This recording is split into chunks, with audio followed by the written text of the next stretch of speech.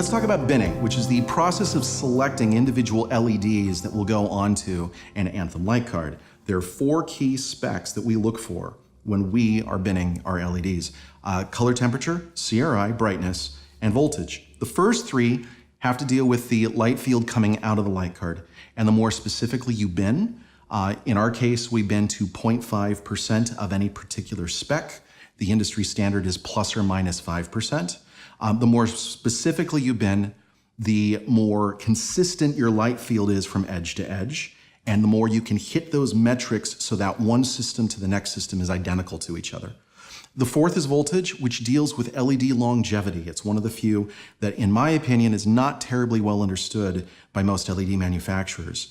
And we're going to be following this up with a much lengthier video that will go into a lot more detail. But as long as you've got a basic understanding that those are the 4 key things that you're looking for when you're selecting LEDs, the better you understand why Anthem light cards are so incredible.